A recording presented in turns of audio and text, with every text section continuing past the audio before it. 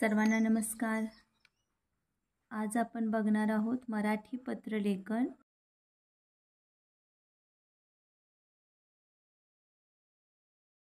प्रथम आपल्याला लिहायचं आहे तुमचा पत्ता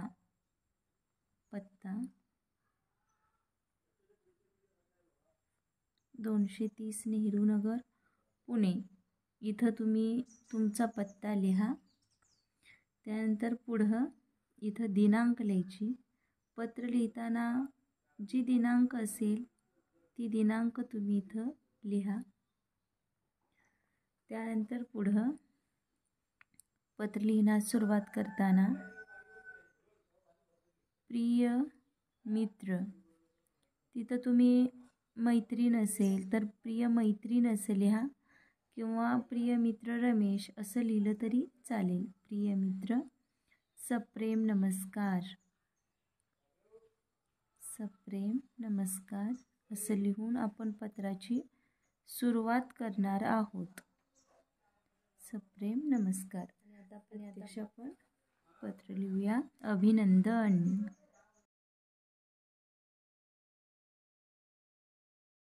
तुमच्या मित्राचा निबंध स्पर्धेमध्ये प्रथम क्रमांक आलाय आणि त्यासाठी तुम्ही हे अनौपचारिक पत्र लिहित आहात। अभिनंदन। आज सकाळी तुम्हाला ही अभिनंदनाची बातमी कुठून कळली त्याचा उल्लेख इथं करा। आज सकाळी वर्तमानपत्रात, इथं वर्तमानपत्राचं तुम्ही जरी नाव लिहिलं म्हणजे सकाळ पेपरमध्ये वर्तमानपत्रात किंवा पुढारी तरी सुद्धा चालेल। आज सकाळी वर्तमानपत्रात तुझी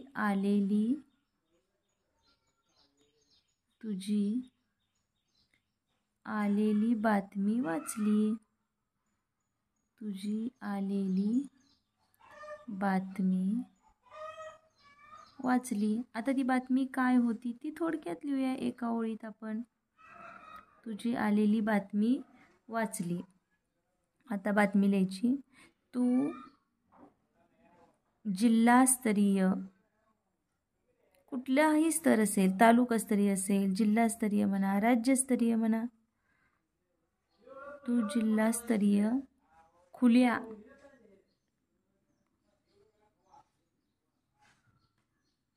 गटातील, तू जिल्हास्तरीय खुल्या गटातील निबंध स्पर्धेत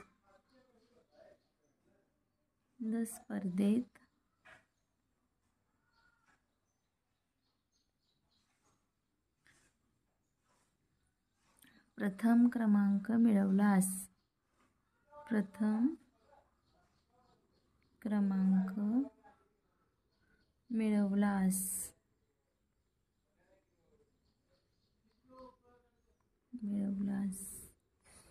खरंच तू ग्रेट आहेस।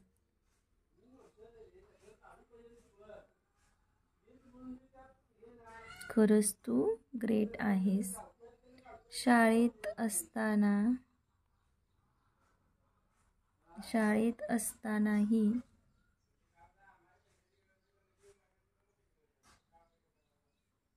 कोणत्याही निबंध स्पर्धेत, म्हणजे तुमच्या शाळेत आयोजित केले असेल किंवा इतर शाळेतील कोणत्याही निबंध स्पर्धेत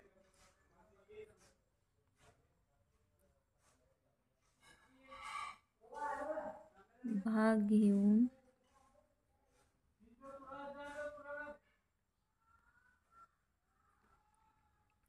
यश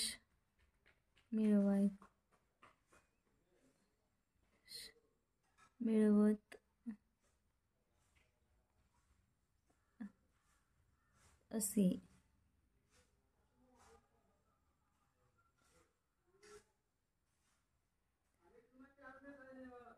स्पर्धेत तू, इथं तू राहिलेलं, मिळवत असे।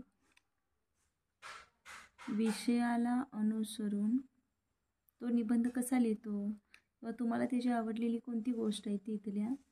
तो विषयाला अनुसरून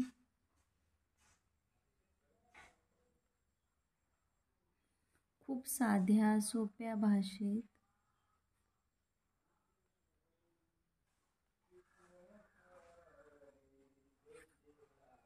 लेखन करतोस.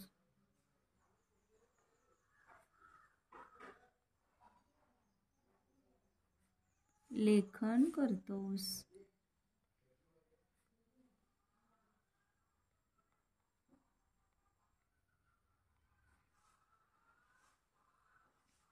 तुझे यश पाहून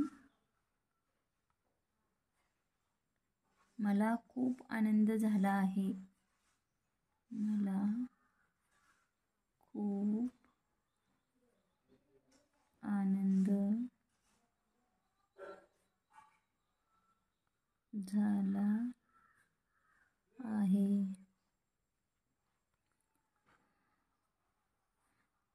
तुझी लेखन कला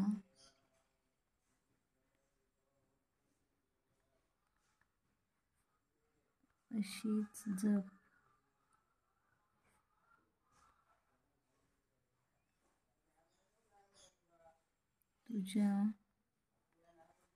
तुझ्या भावी वाटचालीस हार्दिक शुभेच्छा.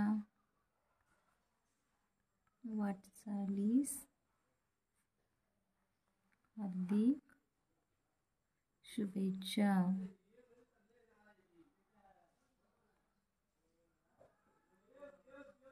कळावे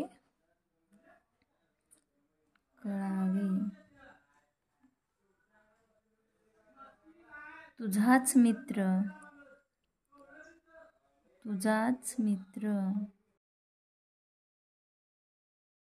इथं तुमचं नाव लिहा. कळावे तुझाच मित्र. आता इथं तुमचं नाव लिहा.